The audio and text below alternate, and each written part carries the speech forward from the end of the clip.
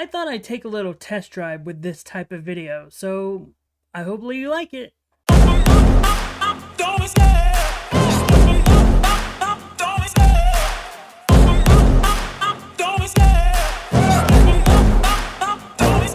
I love the chase and the hunt, and I set the pace when I'm running. I always take what I want and I always give it 100. Don't need a bank, no I'm funded. Play the game like it's nothing. I'm always thankful for something. Don't take for granted, stay humble. Now wake up!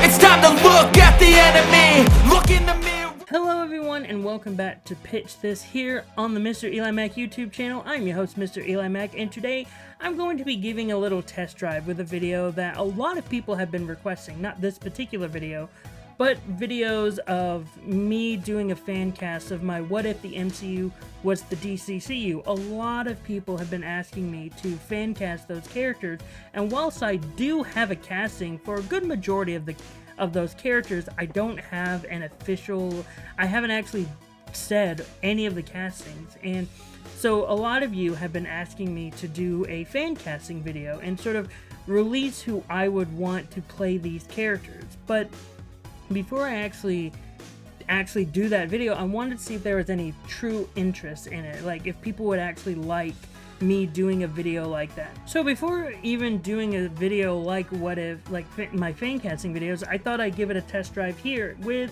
an idea that I've had for a bit, and that is fan casting the MCU as if it came out 20 years earlier. And I've actually done this on a different website, but I wanted to present to you some of the castings, and I'm not doing the entire MCU because that would take so long. So I'm really only going to be focusing on a few key characters in the MCU. You know, like your Avengers, your Guardians, like just a handful of important characters. And I'm only going to be focusing on the Infinity Saga because that'll just make it a lot easier. But there are some other ground rules that I've put in front of me. But before I actually get into the ground rules, please make sure to hit the like button and subscribe to the channel. That way you can be up to date with all the videos I have here on the channel. Also hit the notification bell. That way you can be notified whenever a new video like this comes your way. So some of the rules, the two big rules that I put in front of me is, one, the actors must be the same age as the original actors when they were cast. So, for example, the actor that I'm picking for Iron Man has to be the same age Robert Downey Jr. was in 2008. So let's say Robert Downey Jr. was 45 in 2008. The actor that I'm picking in 1988 for that version of Iron Man must be 45. Like, that's just something that helps me give a parameters instead of just picking out the woodshed and picking sort of the common picks, like the obvious picks. Like, there's so many people that when it comes to 20 years earlier, everyone just puts Tom Cruise as Iron Man. I wanted to like try to give myself a little sort of box and help force me to pick actors that are sort of not your common picks. And I just thought that would help me a bit. The only really leeway I'm giving is a year or two, but ultimately that's the parameters I'm giving myself. The next rule I've given myself is they must have been acting during the years of 1988 to 1999, because again, I'm only focusing on the Infinity Saga here, so I wanted to focus on like trying to get actors that were acting around that time period. Because let's say there was an actor that I picked and it turns out that actor died in 1997. Well, I can't really use that. If that is an actor that I have to have in movies post 1997, I can't really use that actor anymore. I have to recast that character. So I'm really trying to focus on actors that are around that time. But yeah, those are sort of the main two rules that I've given myself. And so let's go on and get into the fan cast. And first off, I'm of course starting with Iron Man. And Iron Man is the preeminent hero of the MCU. Everyone knows Robert Downey Jr. played Iron Man to perfection, but I need to find someone that could play Iron Man back in 1988. And the actor that I found, and he's an actor that I think could have actually played Iron Man really well, even in like the mid-80s, and I picked Tom Selleck. I think Tom Selleck would have been a great actor to have as Iron Man, and he has the charisma for Iron Man. Just watch him in Magnum P.I. and you would very much see the charisma that he has, especially during that time. Also, he has a lot of comedic chops. Again, Magnum P.I. is my main focus. And now I'm going to go over to the Incredible Hulk. I'm going to try not to stay on a lot of these characters and why I picked them for a long period of time, because I just want to, again, this is my first test drive, so I'm just trying to see the format right now. But I'm going over to the Hulk now, and I'm not going to worry about the Incredible Hulk version of the character, because I did what the MCU actually did. I cast a different actor in Incredible Hulk, and then I recast him to sort of have that sort of continuation, and I cast an actor for the Avengers that would continue on through the rest of the MCU, and I cast an actor that I very much love. I personally love this actor. He's been in a lot of great stuff. He is an actor that has a lot of charisma, has a lot of comedic chops, but also you look at him, you can believe he is one of the smartest men on the world, and I cast Kevin Kline. Kevin Kline is an actor that is known for The Big Sleep. He is known for other films that I just can't pop in my head. A movie called Dave.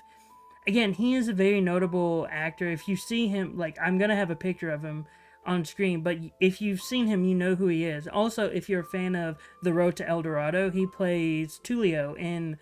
Wait, or does he play Miguel? No, he plays Tulio. He plays Tulio in The Road to El Dorado, and he's someone that has that charisma about him, but he also plays characters that are very smart and characters that you can very much trust, and I think Kevin Kline would be a great actor to play the Hulk, especially Mark Ruffalo's version of the Hulk. Next up, I'm going over to War Machine, another character that got recast in the midst of the MCU, and I'm going straight to the recast version because I believe the recast version is the better version that I have. And to play the recast version, and that would continue to go throughout the MCU, I cast Carl Weathers, and I know Carl Weathers is at probably around the time would be an actor on the decline. And by an actor on the decline, I mean by the early 90s, he was in the TV show In the Heat of the Night, and he wasn't really doing a lot of movies. I think the only major big movie that he did was Happy Madison in the 90s. I can't remember, I could be wrong, but I think he did a lot of direct-to-video movies, like a lot of direct-to-video action movies, I mean. And I just think Carl Weathers is a great actor, especially when you look back at his time in Predator and in the Rocky franchise. He's a great actor, and I think he would play very good opposite to Tom Selleck. And I do think Carl Weathers could play a very good, like, serious character to Tom Selleck's character that will be having a lot of charisma. So Carl Weathers is my War Machine. And now we're going over to Black Widow, the only female member of the Avengers when the Avengers first assemble. And I cast an actress that is actually in the MCU, or was in the MCU, and an actress that I really enjoy. I'm really fond of this actress. She does a great job in almost everything she does, and that actress is Marissa Tomei. Now, when I discovered her and Scarlett Johansson were around the same age as in their respective years, I was like, wow, this is great, because I would love to have Marissa Tomei back in the MCU in the early 90s, and I think she'd do a great job as Black Widow, and I think she's an actress that has a lot of charisma to her, and I think she is someone that can allure men to a false sense of security and could take them out. And like, she does portray, I do think she can portray that character that Scarlett Johansson does in Black Widow. So Marissa Tomei is my Black Widow. Next up is Thor, and Thor was someone that when I discovered, like, this actor was at the top of my list to play Thor anyway for a 1991 Thor movie, and then when I saw he was the same age as Chris Hemsworth, I was like, oh, this is perfect. This is truly perfect. And that actor is Brad Pitt. Brad Pitt is my Thor, and I think that Brad Pitt, like, because Brad Pitt in the early 90s was on the rise of his career, sort of like how Chris Hemsworth was on the rise in the early 2010s, and I just think it fits to have Brad Pitt play this character that would sort of might define him, and also I just think Brad Pitt looks like Thor. I think early 90s Brad Pitt does look like Thor, and I think he would have a lot of fun with this character. Also, just like Chris Hemsworth, he is a very funny person. Like, he is very funny whenever he's in a chance to show off his comedic chops. So yeah, Brad Pitt is Thor. And now I'm going over to Hawkeye, which was a character that I was very like, oh, I don't know who could play Hawkeye. I really don't know. Like, I was looking through the list of actors that were around that time, trying to find the right fit, and I was just like, I honestly don't know who could play Hawkeye. And then I saw this actor who was also in the MCU, and I was like, Yeah, why not? I mean, he's really good in the MCU, and he's really good at almost everything he does. So the actor I've picked to play Hawkeye is Kurt Russell. I really do think Kurt Russell would have a lot of fun with this role. I do think Kurt Russell would have a lot of fun in the future of this role, and also it allows Kurt Russell to still do a lot of the stuff he did in the 90s, like all the different roles, because again, Hawkeye doesn't really pop up that much in the MCU, and I think Kurt Russell would like to have fun continuing on doing Escape from LA maybe, but like again, Hawkeye doesn't pop up that much in the MCU, and I think Kurt Russell again would have fun with this role, and I think Kurt Russell is a great actor. For Captain America, this is the first one. This is the first of my names where I'm like, oh, I don't think people are going to enjoy this pick. But I like the pick, so here we go anyway. So for Captain America, I was shocked to find out that this actor was the same age as Chris Evans was. And I was just like, that guy's great. He's a great actor. And I know a lot of people will probably disagree with this pick, but at this point, I don't care. And that pick is George Clooney.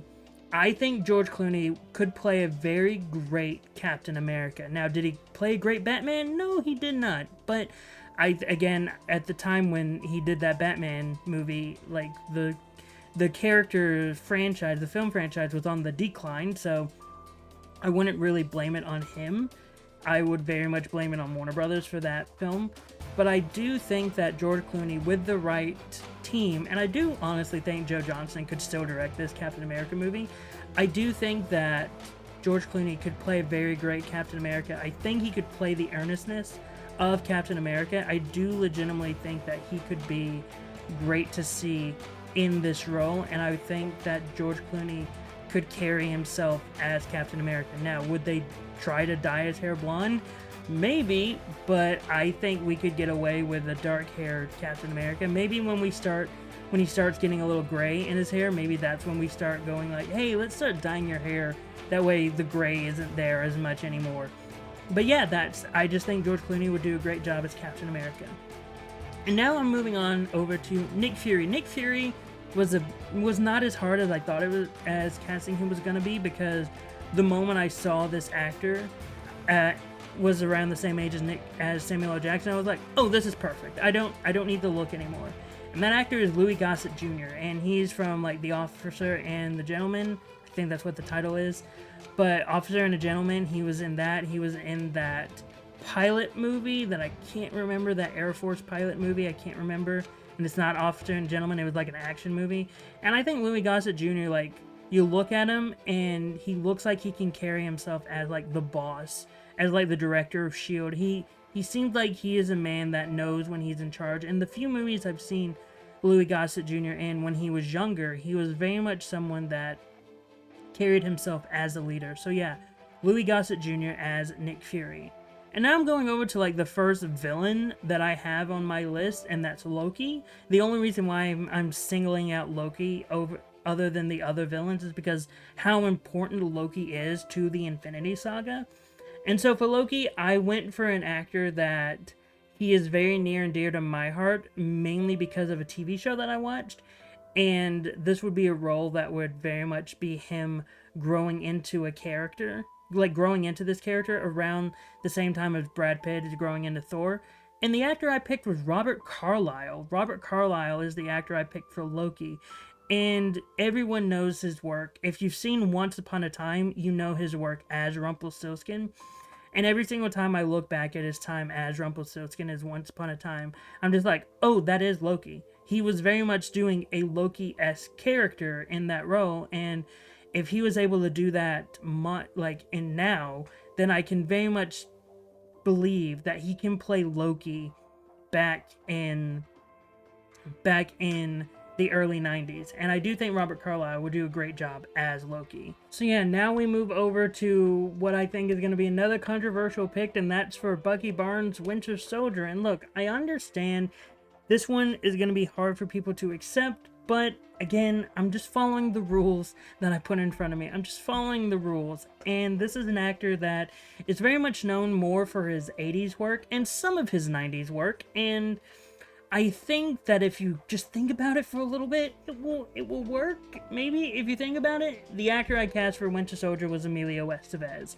And mainly I picked him for his work. Like, if you look at his work in Young Guns, where he's playing Billy the Kid and being more, not very much a serious character, but very much a character that is taken a little bit more seriously. He's done a lot of dramas throughout his years where he can play straight, he can play serious. And again, doing Young Guns, he has played action before, he can do stunts work. And I can understand if this one's a little bit harder for people to accept, but I'm just giving, like, I'm sticking within the rules. And within the rules, I thought Emilio Estevez was the best pick for the Winter Soldier. And now I'm moving over to Falcon of the Captain America the Winter Soldier cast. And the Falcon was a little bit easier when I saw this actor. I was like, oh, this guy is currently in the MCU, so of course I'm gonna want to use him. Also, he's a great actor. Everyone knows who this actor is. And for Falcon, I picked Lawrence Fishburne. I mean, Lawrence Fishburne is a fantastic actor. He's an actor that I could watch almost anything he's in. Even if the movie was bad, he's probably the best part in it. Like, I very much believe Lawrence Fishburne is a fantastic actor, and I feel like he could play Falcon wonderfully. If not, I feel like he could do the exact same energy as Anthony Mackie and also bring his own energy to the role. So Lawrence Fishburne as Falcon. And now next up for Star-Lord. And Star-Lord is another actor where it's like people will probably hear this casting and be like, who's that? And trust me when I say, like, I didn't know who this actor was for the longest time until I did some more research on him, and then I remembered, oh yeah, I've seen a movie with him in it. So for Star-Lord, I cast Billy Campbell, and Billy Campbell was the main character in The Rocketeer. And though I don't know if Billy Campbell can bring the same energy as Chris Pratt can, I know that he can play a leading character. I know he can play a leading man. I know he can play a leading hero. And I do think that Billy Campbell can play Star-Lord. I think he can play that type of character, like a Man Out of Time type character, and someone that can be looked at as a roguish character. I think that there have been other times when he has played a roguish character, and I do think that he can do it. I just think he can do it. So next up, I'm going over to Gamora, and for Gamora, I cast an actress that a lot of people know from her X-Men movies, and a lot of people also know her. If you're a kid, you probably know her from the Flintstones. I cast Halle Berry as Gamora. Halle Berry is a very fantastic actress. She won an Oscar for Monsters Ball for a reason, and I think Halle Berry would be perfect for this role, especially when you look at it as, like, the way when Zoe Saldana was cast. It was one of those, oh, this is an actress who I could believe be in this action role, be this femme fatale type character. And every time I look at Halle Berry, especially when I look at her back in the 90s, she's like, I always look at her as like, oh, she's someone that could play a femme fatale role, and I think she would have a lot of fun playing Gamora, honestly. And so yeah, I cast Halle Berry as Gamora. Up next is Drax, which is another character that not a lot of people may be believable to play this character, for the simple fact of he will need a big paycheck to play this character, and he would have to do with a pay cut, honestly. So for Drax, I cast Arnold Schwarzenegger, and I think Arnold Schwarzenegger would be very fun in this role, especially if you have him use a lot of his comedy chops, which I know he has. We all know that he can do comedy pretty well to an extent, and I think he would have a lot of fun with this role. I think this role would be something that would allow him to play a different type of strong man, a different type of action type character, because by this point he had done Terminator, he had done Conan, he had been in True Lies. I think by 1994 he had been in True Lies, or True Lies was maybe coming out around this time. He had been in those 80s like macho, but very much Arnold Schwarzenegger. I think he would have a lot of fun with the role, especially with it being a different type of action hero than he has played before. Up next, I have Groot, and the actor for Groot is someone that I am a big fan of. Like, he's an actor who's known more for his animation at this point, doing his voice work. But at the time in the 90s, he was doing a little bit more live action work. But nonetheless, he's very much more known for his animation work. And so for Groot, I cast Clancy Brown. I think Clancy Brown would have a lot of fun with the I Am Groot stuff. Also, he's an actor with a very recognizable deep voice.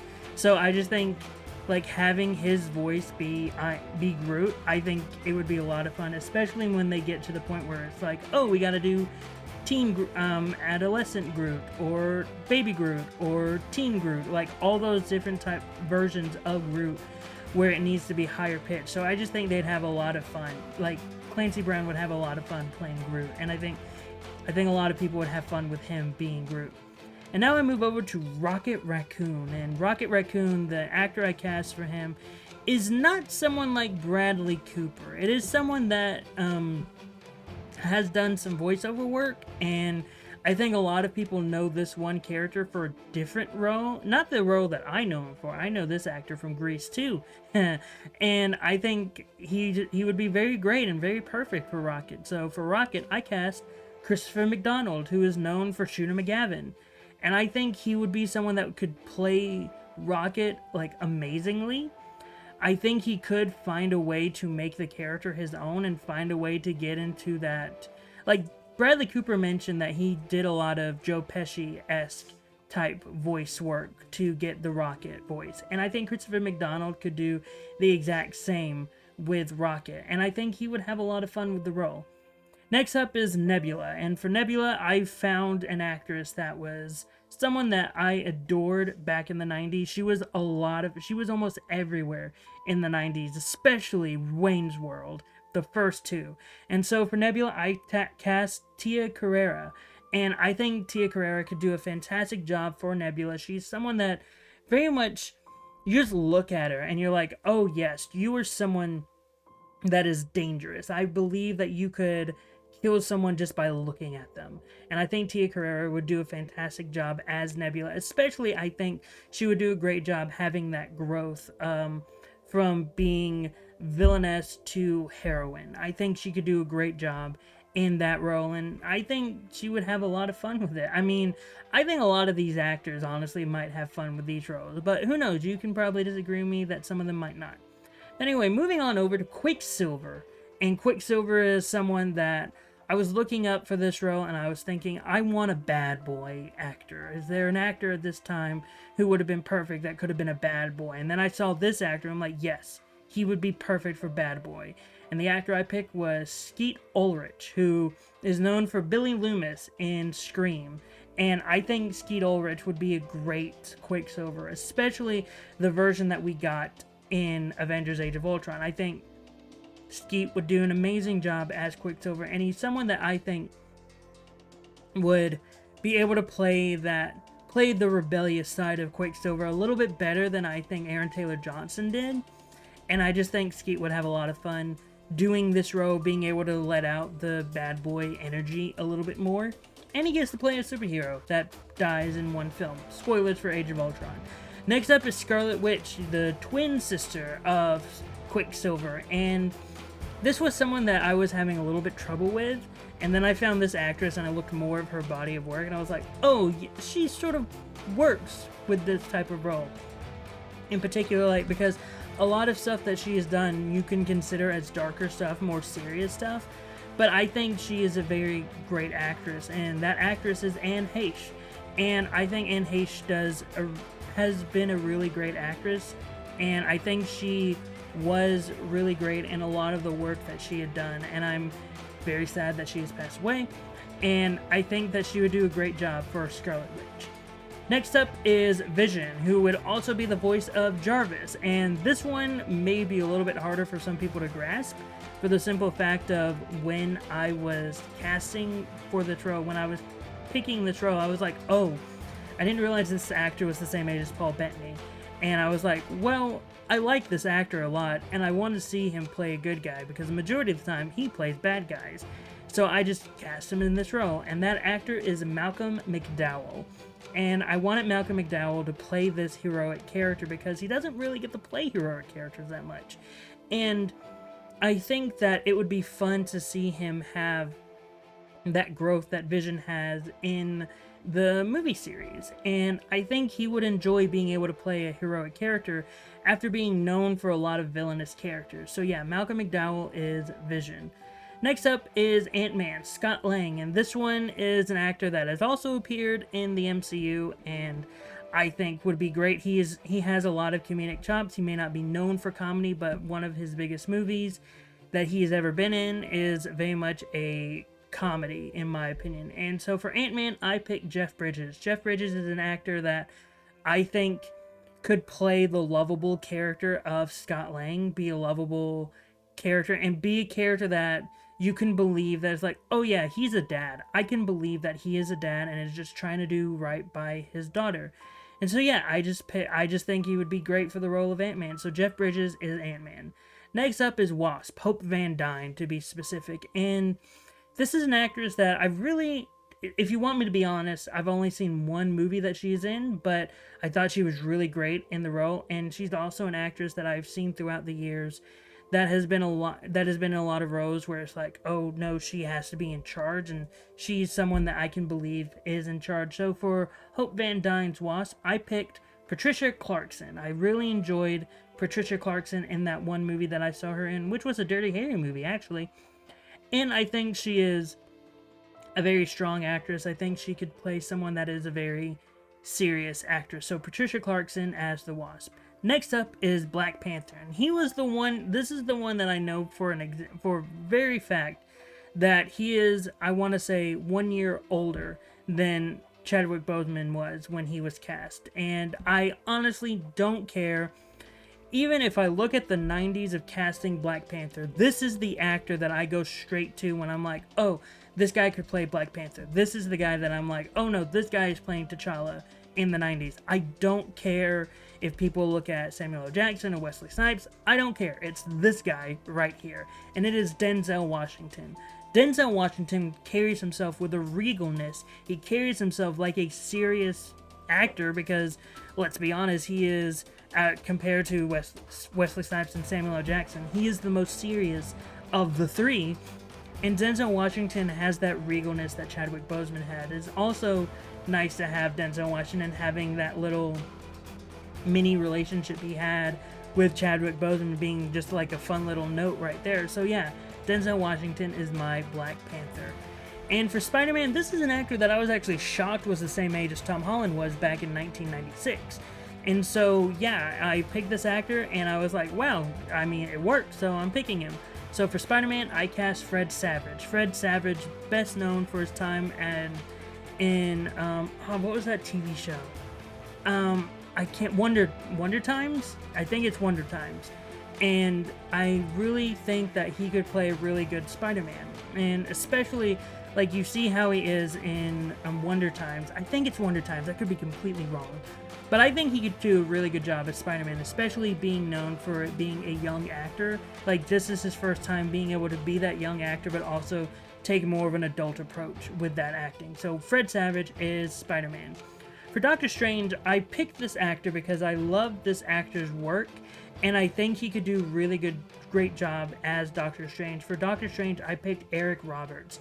Eric Roberts, most known for a lot of mob stuff, actually, and a lot of other action stuff, but I go straight to his work in The Best of the Best, where he plays a father and he has to be a lot more sympathetic character. I go to that role in particular where I think of, oh, this is how he can play sort of a character that is like losing everything and he needs something. And I think Eric Roberts could do a really great job as Doctor Strange. Now I'm going over to Mantis, and I'm going to be honest, I don't know who this actress is. Like, when I cast Mantis, I did not know her work, but then I looked up her work and I was like, okay, she'd done a lot of TV in the 90s, and then I discovered more of her work and I was like, oh, she seemed like someone that this could have been a big breakout role for her in the United States, even though she still at this time is primarily a Korean actress, a South Korean actress.